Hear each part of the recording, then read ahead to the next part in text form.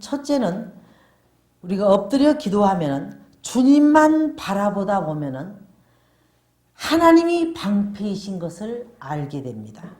시편 오늘 3편 3절에 여호와여 주는 나의 방패시요 나의 영광이시요 나의 머리를 드시는 자니이다. 조건과 환경과 형편과 모든 것들이 도무지 아닌데도 하나님은 그곳에서 정말 놀라운 그 비밀한 초막에 감추시고 은혜를 입히시는 그런 것들을 우리는 발견하게 됩니다. 그 모든 어려움에 좌절하지 않고 거기에 우리가 낙심하지 않고 하나님만 바라보다 보면은 하나님께서는 우리의 방패가 되고 있다는 사실을 알게 되고 또 주는 성도들의 환난의 은신처요 대적의 방패이심을 알게 됩니다. 시편 119편 114절에 보니까 주는 나의 은신처시요 방패시라 내가 주의 말씀을 바라나이다. 그러니까 환난을 쳐다보고 시련을 쳐다보는 것이 아니라 하나님이 과연 어떤 일을 하고 계시는가. 이게 정말 지엽적인 얘기지만은 옆에 있는 몇몇 목사님들도 그 말씀을 해서 제가 웃었어요. 요즘에 내가 많이 몸이 힘들고 많이 내가 감기라는 명분으로 2달을 시달리고 그러면서도 또 하나님께 순종 안 할 수는 없잖아요. 그 나라에 의한 금식 기도에 가서 또 인도하고 또 그 메인 그 모임에 가서 또 말씀 증거하고 이런 것들이 사실 내 형편으로는 할 수가 없어요. 그런데도 하나님 앞에 또 가서 순종을 합니다. 그럴 때마다 하나님은 내 환경과 내 상황은 개의치도 않으시고 하나님이 하실 일만 이렇게 끌어가시는 것을 보게 되면서 하나님은 우리의 은신처요 방패시라 내가 주의 말씀을 바라나이다 하는 그러한 그 주님만 바라보다 보면은 하나님이 우리의 든든한 방패인 것을 알게 되는 것입니다. 또 여호와는 힘과 방패시며 하나님을 의지하면은 우리가 도움을 얻게 된다는 것입니다. 시편 28편 7절에도 여호와는 나의 힘과 방패이시니 내 마음이 그를 의지하여 도움을 얻었도다. 그러므로 내 마음이 크게 기뻐하며 내 노래로 그를 찬송하리로다.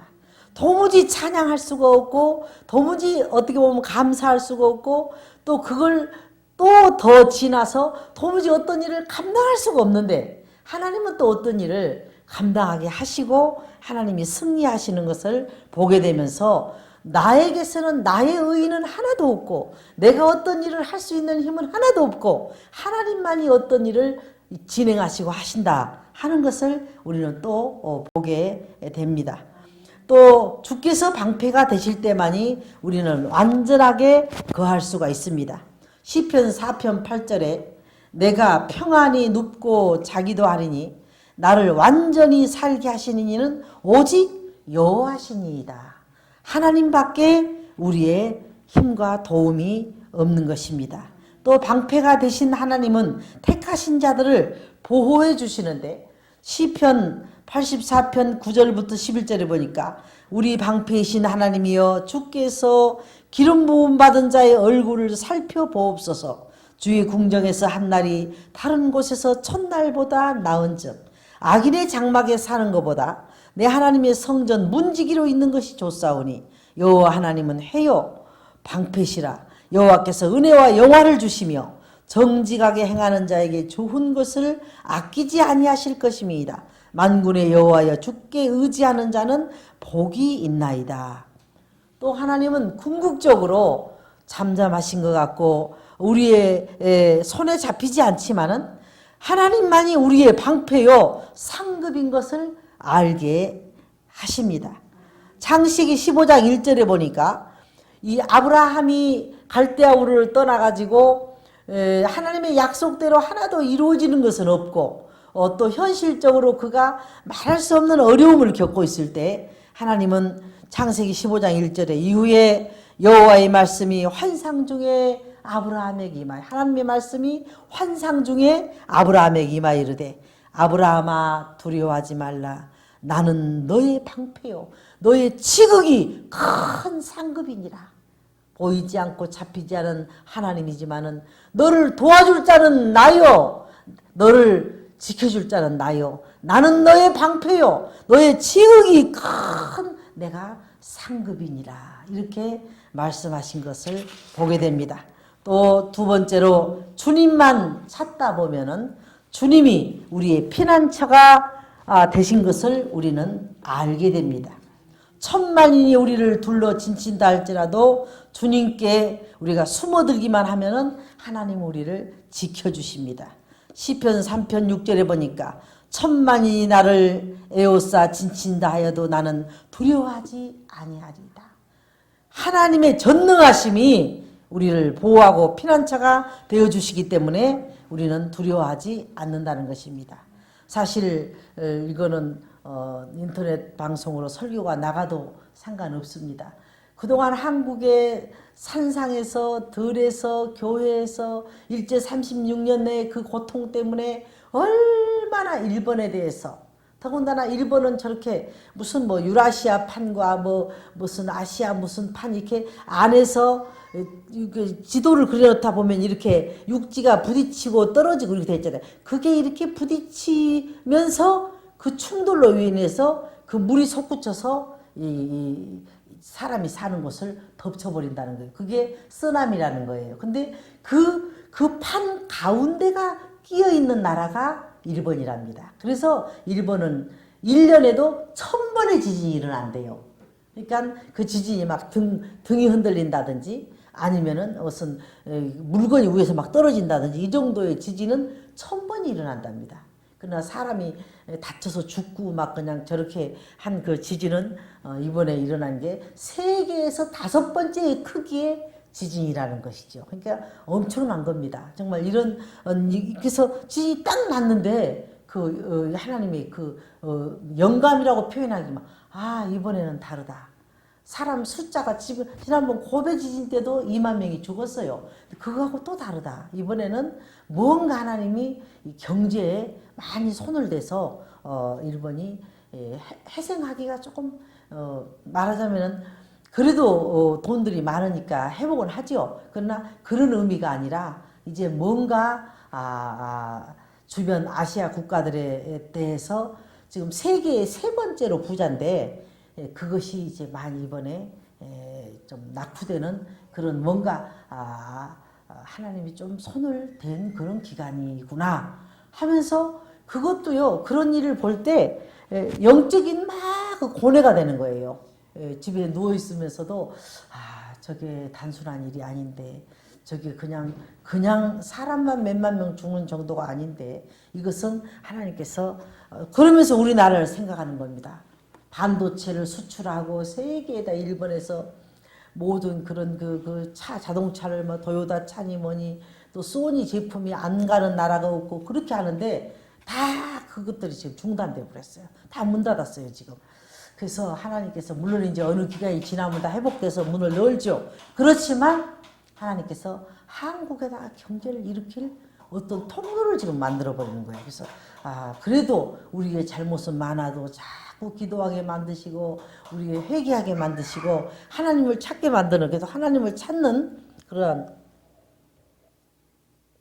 감기약을 독하게 먹었더니 자꾸 그래도 민족이기 때문에 이러한 일들이 그래도 저런 나라에서 일어나는 것을 우리가 옆에서 보고 있구나. 그러나 그게 그 영적으로는요, 인간적으로는 참 슬픈 일이에요. 사람들이 홍수처럼 하나님이 쓸어가시나이다 하는 성경이 여기서 생각이 나잖아요. 쓸어가 버리고 나면 정말 뭐 몇만 명 아니라 몇십만 명도 그때 무슨 일본이 관동 대지진 때인가는 14만 명이 죽었대요. 14만 명이면 그건 어느 웬만한 나라는 한 나라가 없어졌다고 볼 수가 있는 지진이죠. 그러니까 얼마나 그 지진이 일본은 크게 일어날 수 있는 그런 요소를 갖고 있는 나라란 말이에요. 그래서 정말 그걸 보면서 저들이 아무리 그 일벌레처럼 일하고 돈벌레처럼 많이 벌어서 쌓은다 할지라도 저걸 재건하기까지는 거의 한 7천조가 든다고 그래요. 저거 그러면 어중간한 한 나라를 세우는 돈이 들어가야 됩니다. 그 정도로 지금 이번에 하나님이 정말 큰 일이 지금 일어난 거죠. 근데 어쨌든 간에 우리는 주님만 찾다 보면은 주님이 피난처가 되어 주십니다. 또 하나님만이 우리의 보호자가 되어 주십니다. 시편 91편 1절부터 3절에 보니까 지존자의 은밀한 곳에 거주하며 전능자의 그늘 아래 사는 자여 나는 여호와를 향하여 말하기를 그는 나의 피난처요 나의 요새요 내가 의뢰하는 하나님이라 하리니 이는 그가 새 사냥꾼의 올무에서와 심한 전염병에서 우리를 건져내실 것입니다. 하나님이 참 대한민국은 사랑하십니다. 정말 하나님이 은혜를 베푸신 것입니다. 정말 아시아에서 가장 강대국이라 해도 일본에서 G20 정상회의 한 거 없어요. 대한민국을 하나님이 기도하는 지도자를 세워놓으시니까 기도하는 지도자를 세워놓으시고 또 너무 맞아면 나라가 여러 가지로 애로가 많다 보니까 교회마다 크리스찬들이 이 지도자가 바로 통치하게 해달라고 솔로몬같이 나라에 해달라고 이때처럼 나라의 지도자를 위해서 기도 많이 한 때가 없어요. 이때처럼 잘 나라를 이끌어가게 해달라고. 그러다 보니까 하나님께서 세계적인 일만 일으키는 거예요.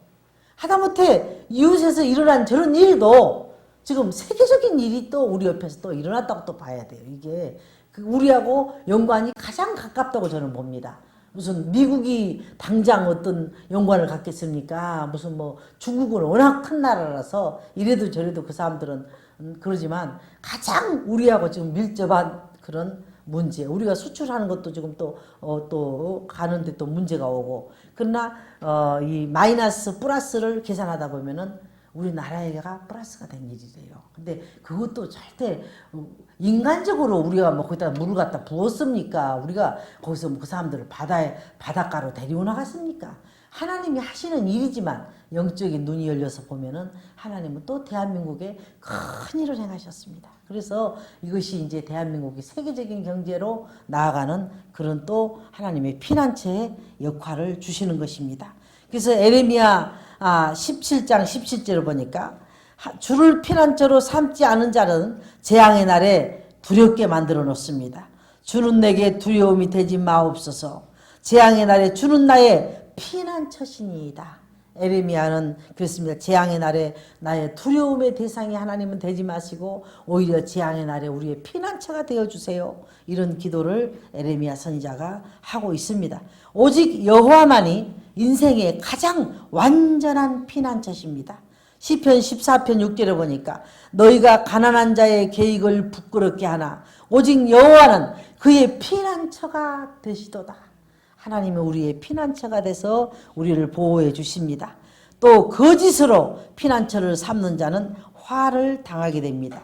이사야 28장 15절에 너희가 말하기를 우리는 사망과 언약하였고 수월과 맹약하였은즉 넘치는 재앙이 밀려올지라도 우리에게 미치지 못하리니 우리는 거짓을 우리의 피난처로 삼았고 허위 아래에 우리를 숨겼음이라 하는도다.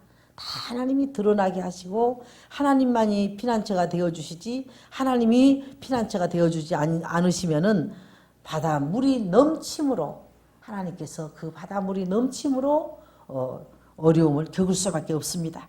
세 번째로 주님만 의지하다 보면은 하나님이 승리하신다고 하는 사실을 우리는 알게 됩니다. 도대체 그 가난한 나라 6.25로 어린아이들이 다 길가에 버려져 가지고 부모 없는 그 수많은 고아들 그냥 미국 군인들이 가면서 끌고 막 그냥 미국으로 들어가고 아이들 굶어 죽지 않게 하려고 그런 정말 폐허가 된 나라에서 이런 경제 대국이 된 나라는 대한민국밖에 없답니다.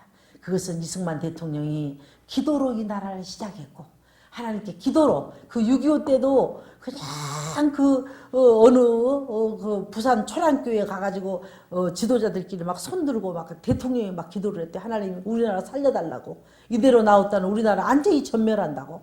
정말 앞으로 이승만 대통령의 공로는 우리 국민들이 건국의 아버지로 계속 남게 될 것입니다.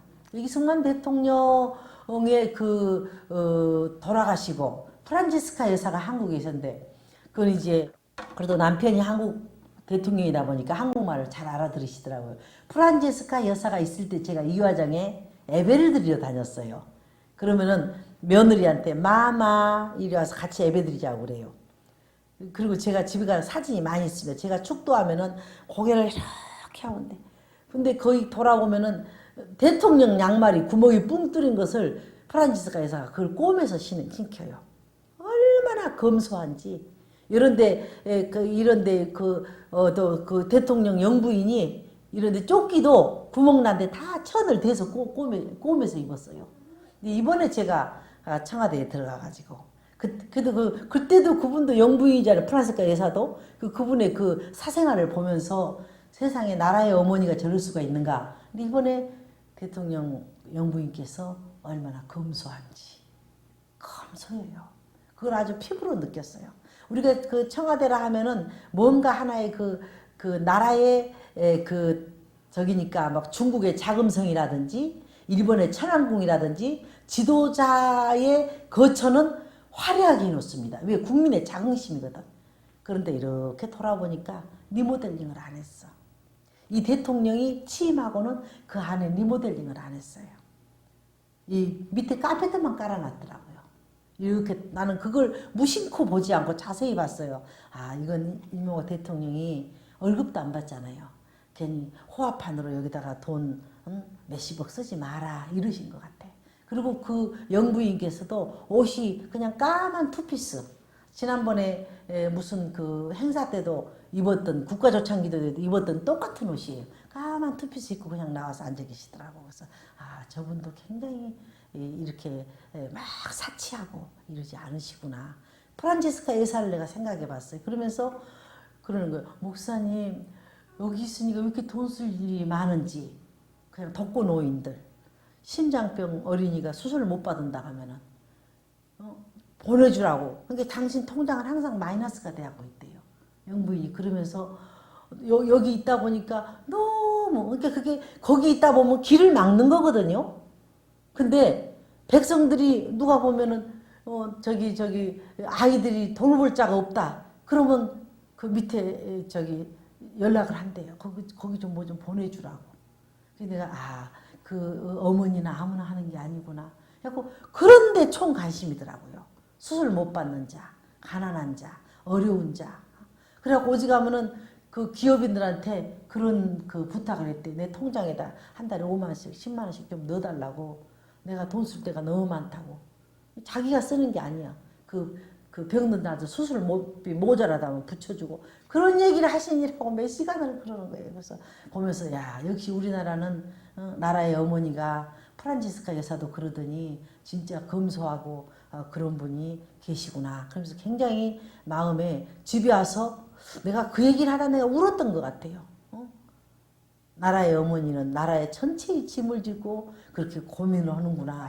그리고 제가 와서 눈물을 흘렸습니다. 근데 어쨌든 간에 하나님 앞에 우리는 주님만 의지하다 보면은 하나님이 승리하게 하신 것을 볼 수가 있습니다. 아무리 강한 자 앞에서도 여호와 하나님의 이름으로 승리를 하는 것을 보게 됩니다. 사무엘상 17장 45절에 다윗이 블레셋 사람들에게 이르되 너는 칼과 창과 단창으로 내게 나오거니와 나는 만군의 여호와의 이름 곧 내가 모욕하는 이스라엘 군대 하나님의 이름으로 내게 나아간다. 너는 칼과 창과 단창으로 그것을 의지하고 나한테 싸우러 나오지만 난 전능하신 하나님 만군의 여호와 천지의 창조자 하나님의 이름을 가지고 나는 너에게 나간다. 얼마나 우리는 하나님을 섬긴다고 하는 것이 힘이고 능력이고 우리의 방패고 우리의 피난처인가를 우리는 알 수가 있습니다. 또 여호와의 이름으로만 최후의 승리를 보장해 주십니다. 시편 20편 5절에 보니까 우리가 너의 승리로 말미암아 계가를 부르며 우리 하나님의 이름으로 우리의 깃발을 세우리니 여호와께서 내 모든 기도를 이루어 주시기를 원하노라. 여호와는 원수의 목전에서도 우리에게 그냥 지나치지 않고 원수의 목전에서도 우리에게 상을 베풀어 주십니다. 시편 23편 5절에 주께서 내 원수의 목전에서 내게 상을 베푸시고 나는 옛날 성경 말씀이 더 좋아요. 기름으로 내 머리에 바르셨으니 내 잔이 넘치나이다. 그런데 올해 이번에 새로 나온 성경에서는 목전에서 내게 상을 차려주시고 기름을 내 머리에 부으셨으니 내 잔이 넘치나이다. 기름이 저 사람은 잘 먹어서 기름이 잘잘 흐른다고. 원수의 목전에서 보는 데서 기름으로 하나님 우리에게 발라주신대요. 우리 잔이 넘치도록 하나님은 우리의 그렇게 피난처가 되어 주십니다. 오직 주께서만 원수의 뺨을 치시며 악인의 일을 꺾으십니다. 오늘 우리가 읽었던 본문 시편 3편 7절에 여호와여 일어나소서, 나의 하나님이여 나를 구원하소서. 주께서 나의 모든 원수의 뺨을 치시며 악인의 일을 꺾으셨나이다. 다 꺾어서 다윗 왕조를 이루도록 하나님은 말할 수 없는 연단을 받았던 다윗을 그렇게 이끌어 가셨습니다.